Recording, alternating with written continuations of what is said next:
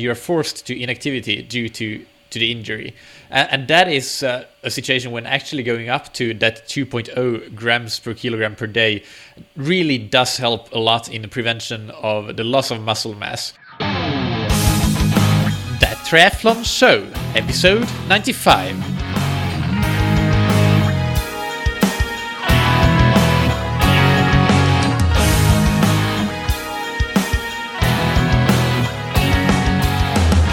Hey, what's up everybody, and welcome back to another episode of That Triathlon Show, the podcast presented by scientifictriathlon.com. I'm your host Michael, and today's episode is part 2 of the nutrition podcast series that started in the last episode, and today we'll continue and we'll talk about proteins and fat for endurance athletes mostly, plus an example of how you can calculate your carbohydrate, protein and fat intake needs based on your individual numbers. So it will be a very simple and practical example that will give you an idea of how to use the information that you've gotten in the last episode and that you'll get in this one. Just as a quick reminder, the last episode that you heard was mostly on energy intake overall and on carbohydrate for endurance athletes. One other thing that we actually talked about quite a bit, or two other things that are important to mention, is the concept of energy availability. That's super important and something that a lot of athletes don't know about, haven't even heard about, but that can give you all sorts of health issues like the female athlete triad, which is disordered eating, menstrual dysfunction, and unhealthy bone structure, not strong enough bones. I don't know exactly what the definition of the bone problems that you get are, but then also the extended REDS or RED-S, relative energy deficiency in sport, which extends to male and female and has a host of other important implications like hormonal and psychological and physiological gastrointestinal problems related to it. Anyway, that's important. And obviously we talked about how you use fat and carb in endurance performance. So that's an important basic knowledge to have for any endurance athlete, but especially to get the most out also of today's episode. You need to know that, so go and listen to that episode, I would say, before listening to this one. That was episode 94. Before we get into today's main topic, thank you to our sponsors Precision Hydration that you can find on precisionhydration.com, and you can buy electrolyte supplements to make sure that you maximize your performance by not losing too much sodium, which will reduce your performance, especially in long events where you sweat a lot. And especially if it's a hot event, it will also potentially prevent muscle cramps. So precisionhydration.com is where you can find out more about that. They have a great blog, and you can use the discount code THATTRIATHLONSHOW, all one word, for 15% off any purchases. Thank you also to Triathlon Corner that you can find on triathlon-corner.store. It's the new online home of triathlon shopping. They have a wide variety of great products and great brands to great prices. And that's where you can make sure that now that we're getting into the thick of base training and things are getting a bit more serious, at least in the Northern Hemisphere. And I guess it's even more serious now in the Southern Hemisphere, where the racing season is going on in full steam. So anyway, if you need anything, check them out on triathlon-corner.store. Great prices, great products, great customer service, which is why I'm switching to Triathlon Corner myself for my online shopping. So now let's move into the main topic of today's episode. Just in case you missed last episode, I want to remind you that these things that I will talk about are not my personal opinions. They're based on a systematic research review from the end of 2016, which is called Nutrition and Athletic Performance, a joint position statement that was put together by a variety of very, very well-respected sports nutritionists or sports nutrition scientists and researchers from the Academy of Nutrition and Dietetics, the Dietitians of Canada and the American College of Sports Medicine. They had a long list of reviewers. So this is very solid stuff. They really looked at everything that's available in terms of research, and that is, you can go and check that out. It's very readable actually and understandable, so a good read, and that is what this episode is based on, just like the last one. It's not just my opinions. I just want to say that to prevent a storm of angry emails at me, because nutrition tends to cause heated discussions, I've found, for whatever reason. I can't quite understand it. Anyway, let's start by talking about protein for endurance athletes. So again, there's a great piece of work here, a publication that's called Dietary Protein for Athletes from Requirements to Optimum Adaptation, which is a research review by Professor Stuart Phillips that I'll link to, and I recommend reading if you're interested in learning more. Stuart Phillips is the go-to guy when I hear protein. I think Stuart Phillips, or protein for athletes. I think Stuart Phillips. So that one is recommended reading if you're interested in the science side. Just some quick background. Protein is both a trigger and a building block for building and rebuilding of muscle tissue, and it also plays an important role in structural changes in non-muscle tissue such as tendons and bones. And muscle protein synthesis has been shown to be elevated for at least 24 hours in response to resistance training. That's not endurance training, mind you, but during this time window, the synthesis can be positively impacted by consuming protein in your diet. So that kind of forms the groundwork, the foundation for the work on protein and endurance sports, which is not as extensive as has been done in resistance sports yet, but the same principles apply. So for us, muscle mass isn't the goal of training, but maximizing metabolic adaptation really is, and even without needing to maximize muscle mass, we need to get that muscle protein synthesis going to get the metabolic adaptation that we want. So sufficient protein intake for endurance athletes should be well above the recommended daily allowance by like normal nutrition standards for normal people. And it's really important with the timing here. As we saw, there is a window after the resistance training sessions. It's the same for endurance, and that 24 hours is like a big window. It's even more important in the hours following, although the window opportunity, it's as far as I know, it's kind of conflicted, and we don't know exactly how long it is really. So 2 more general points before getting into the exact protein guidelines. First, you also, as I mentioned in the last episode, need to consume enough total energy to be in energy balance. Energy in equals energy out, or only a very slight and acceptable negative, because otherwise, if you have too negative an energy balance, or you don't have enough energy availability, another thing we talked about in last episode, part 1, then some amino acids, which are the building blocks of protein, they may be oxidized for fuel instead of being used for muscle protein synthesis or protein synthesis in general. And that's obviously a highly undesirable outcome. So make sure that you have a good energy balance, a neutral energy balance, or a slightly negative energy balance if you're trying to lose weight, but stay in control of that. The second general thing I want to mention still is that obviously there are many different types of proteins. You've heard about them and seen them in stores, maybe in supplement form, and it seems, based on this review again, that dairy protein is the most effective protein for consumption in the post-exercise window, both in terms of muscle strength, but also body composition.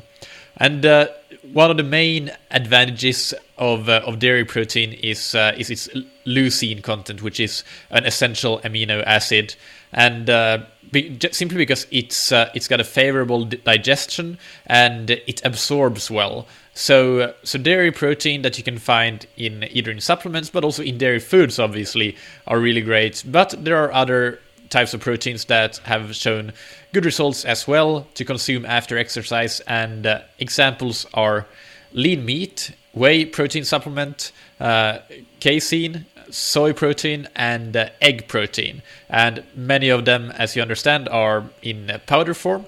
But lean meat is apparently a food type that you can consume post-exercise and get those same benefits. I guess because of the leucine content in lean meat as well. So what does then research say about protein intake guidelines for endurance athletes? The recommended daily intake of protein is from around about 1.2 to 2.0 grams per kilogram body weight. But and this, where you fall within that range, obviously depends on your training volume and the type of training that you do. For example, do you have strength training as part of your triathlon training program? And also the intensity. More intense training typically requires more protein consumption as well, because you break down more muscle. And to compare that range of 1.2 to 2.0, the recommended daily allowance in general nutrition guidelines is 0.8 to 1.0 grams per kilogram. That's, of course, for non-exercising or only lightly exercising adults. So if you are in a heavy block of training, then definitely you want to stay in that higher end of the protein intake range, so closer to that 2.0 grams per kilogram body weight per day. But if you're just getting started in triathlon or you're training more recreationally, then closer to that 1.2 grams per kilogram is probably enough for you. But another thing that is interesting that I hadn't thought about before reading this position statement is that a situation that in which you should consume more protein is if you get injured and you are forced to inactivity due to the injury. And that is a situation when actually going up to that 2.0 grams per kilogram per day really does help a lot in the prevention of the loss of muscle mass. So if you get injured and you aren't training, then and you want to retain as much muscle mass as possible, that's a situation when actually cutting yourself short of energy in general is not a good idea, especially if that comes at the cost of protein intake. So yeah, you will have to reduce the overall energy intake since you're not training, but try to increase the amount of protein in that situation. One very, very important point and a super common mistake that people make with their nutrition is to not spread out the protein intake across the day.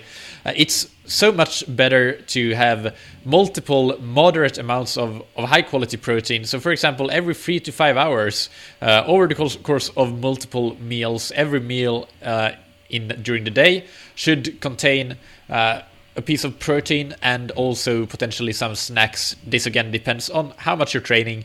If you're a beginner and you're not training that much, then maybe you don't need those snacks. But if you're training quite a bit, then some protein at every meal, including breakfast, which is where a lot of athletes don't necessarily have protein, and even lunch, if you just have, I don't know, a sandwich or something. That's something that you should change right away and start consuming protein at each and every meal. And then again, you can't absorb too much protein in one go. So having a big steak that contains 50 grams of protein for dinner, that's not going to compensate for not having protein earlier in the day, because you can only absorb, depends on the individual of course, but maybe half of that. And that depends also on what you've done before, if you have been training, etc., etc. But the point being that you can't compensate and have all the protein in one go. Spread it out across the day. And finally, after long or hard exercise, then it's recommended to consume an increased amount of protein. That's probably something that you're already aware of. The guidelines here are to consume 0.25 to 0.30 grams per kilogram of body weight after exercise within the hours following exercise.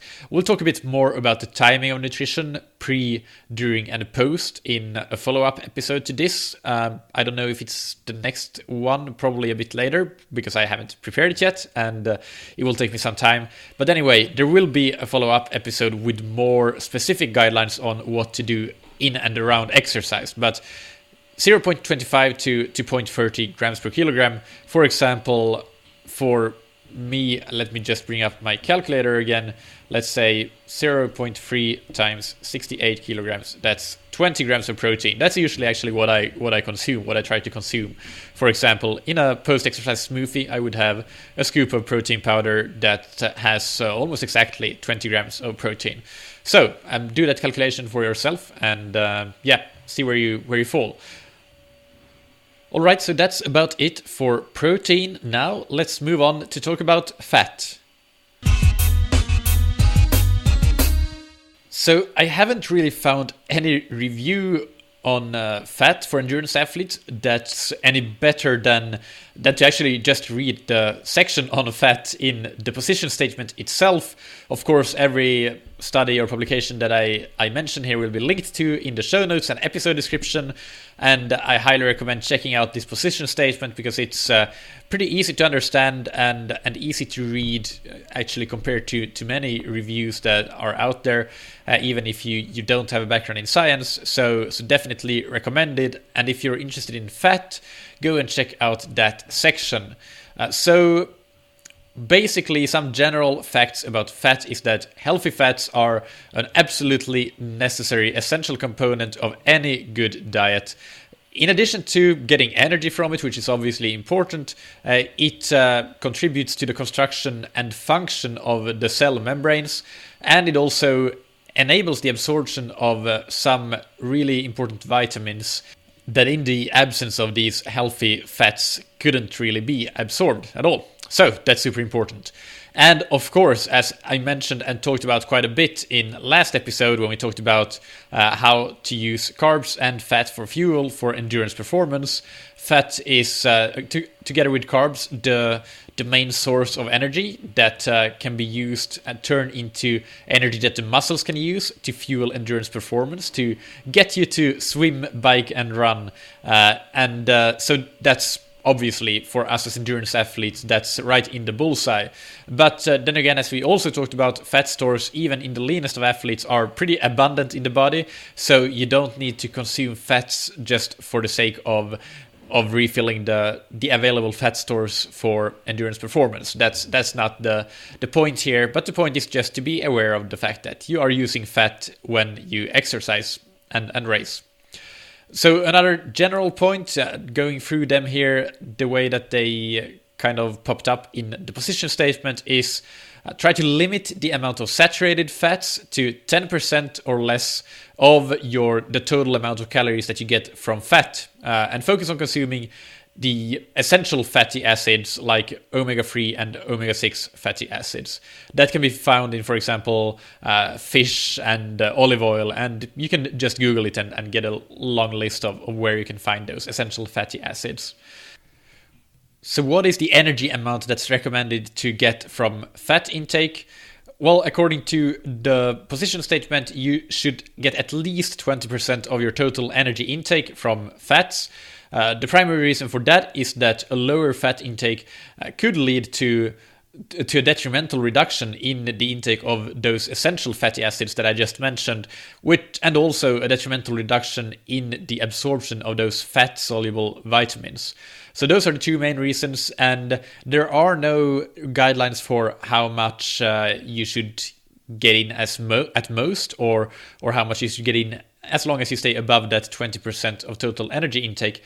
And the reason for this is that if you follow the carb and protein guidelines, then you will have pretty specific numbers, or specific ranges at least, for yourself, and then fat will just be what's left of your total energy consumption. And your total energy consumption, you will know either if you want to stay in energy balance, if you're just trying to maintain weight and not lose muscle, or a slight deficit if you want to lose weight.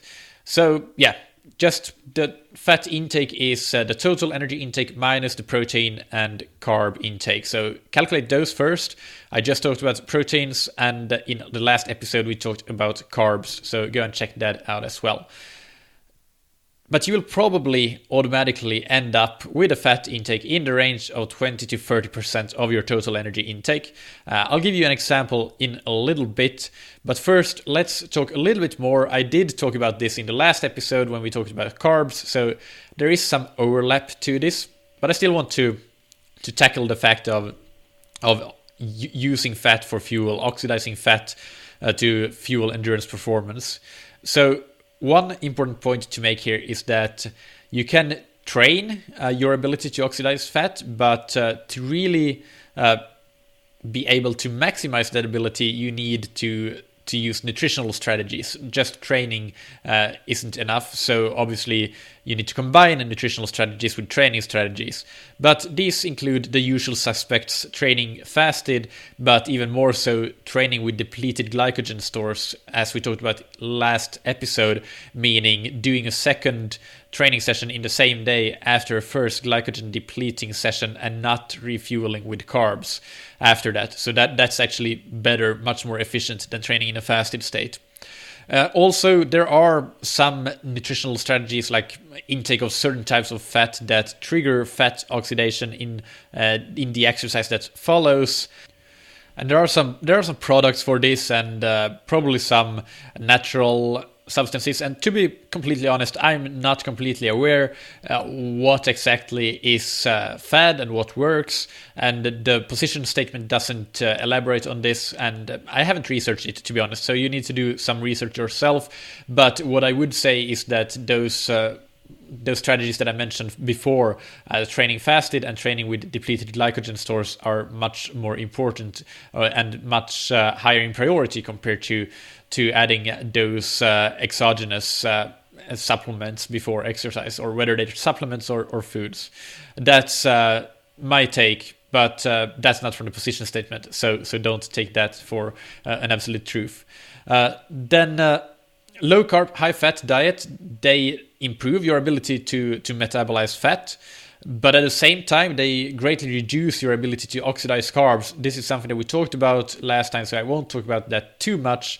And this is true even when you have carbs available. So the train low, raise high strategy, that's not very smart. It's not optimal, at least, because even if you have carbs available, you are not able to use them to the same extent that you would be if you weren't on that LCHF diet. So LCHF is simply not recommended for endurance athletes if you want to maximize your performance. If you want other benefits, health benefits, again, I will say that I don't know enough to be able to make a recommendation if that's what you're after, but if you want to maximize performance, current evidence suggests that LCHF is not the way to go. You can definitely get away with burning more fats and not being efficient at burning carbs, especially when the intensity is moderate. And if anybody sends me emails with references to Volek or Finney studies after this, then go and check at what intensity those studies were made at, and you'll see what I'm talking about when I'm talking moderate intensity. It's not endurance performance, it's endurance training more than performance. So when you want to go at higher intensities, that's what's impaired, not the moderate intensity. One final thing to consider is that even if you could train low and raise high, you would actually probably be sacrificing your ability to do really intense training, which would then impair the potential performance that you could get out just because you haven't been able to do that maximum to the well training to the same performance output as you would have otherwise. So again, I realize I'm repeating myself a bit from last episode, but this is just such an important topic. Plus, I don't remember exactly what I said last time, so I'm recording on a different day. So I hope that you're okay with that. What I just want to repeat one more time, I know I said this, is that it's not about being an efficient carb burner or an efficient fat burner. It's about being able to do both very, very well. Just like triathlon, it's not about being a great cyclist or a great runner or a great swimmer. If you want to be a great triathlete, you need to be very good at all of them. You can have one that's better, sure, but you need to be very good at all of them, and you wouldn't sacrifice one for the other. So finally, I want to give you an example of how you can use these guidelines to calculate your macronutrient needs. So you need to somehow estimate or know your resting metabolic rate or your basal metabolic rate, But for example, there are calculators online. I don't know which ones are good and which ones are bad, so you'll need to do some Googling, or you can go and do like an in-body measurement or something similar. I did that a few years ago, I think 3 years ago already. So these data may be a bit old. I know I did it as a runner when I had quite a bit less muscle mass, so my resting metabolic rate may be higher now, but I think at that time it was 2,400 kilocalories per day, or I know it was actually. And I also know that my current weight is 68 kilograms. So let's say that I estimate that I need 2,400 kilocalories to stay in energy balance if I'm just working at a desk all day. So I kind of include what we talked about in the last episode, the thermic effect of food in my resting metabolic rate. And just any additional energy that I expend in training or racing needs to be added to my energy intake in addition to those 2,400 in order for me to stay in balance and maintain weight. So let's say that on a typical day, I may actually expend 1,000 calories in training. And the energy intake I then need to stay in balance becomes 3,400, simple arithmetic. And let's start with the carb intake that I talked about in the last episode. So I would probably fall in the high bucket. If you remember, we had 4 different buckets, and that would be the 6 to 10 grams per kilogram of body weight per day, which means that let me take 8 grams as the example. So in the middle of that range. So 8 grams times 68 kilograms equals 544 grams of carbs per day.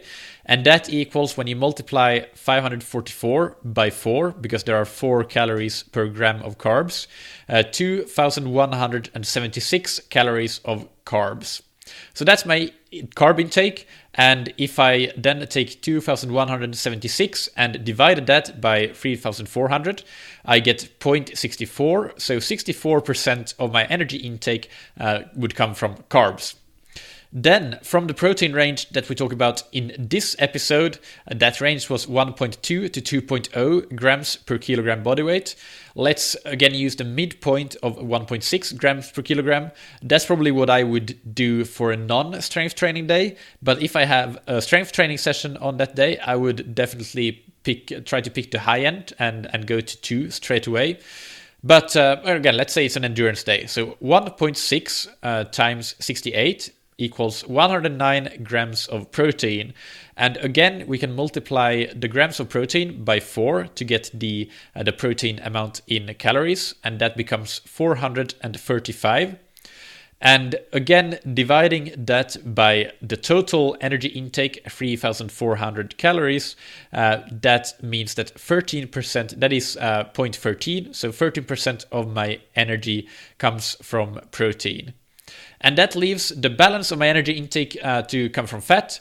So if I subtract 2,177 calories and subtract 435 calories from that total energy intake of 3,400, it leaves 788 calories to be consumed from fat. And there's 9 calories per gram of fat. So if we divide 788 calories by 9, we get 88 grams of fat that I need to consume. And again, I can divide that 788 kilocalories, that was my energy intake from fat, by 3,400 to get my percentage of energy intake that would come from fat. And that becomes 23%, falling right in that 20 to 30% range that I just talked about. So again, to repeat, 64% of my energy would come from carbs, 13% from protein, and 23% from fat. This is not the only way. There are variations, and if you, for example, train less, you may consume less carbs. If you have a really heavy strength training day or just heavy training in general, you may consume more protein to get that protein range up.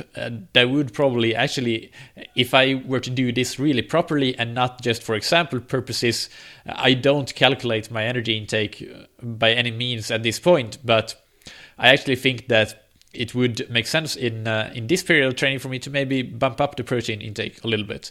That's just something that I've come to the conclusion of from researching and doing this episode. So there's always that. Maybe I'll have a think of it for actually using this knowledge soon. Anyway, I hope that you have enjoyed this episode, and again, if you didn't listen to the last one where we talked about energy intake in general and carbs and how to use carbs and fat for fuel in a bit more detail than today, then definitely go and check that out.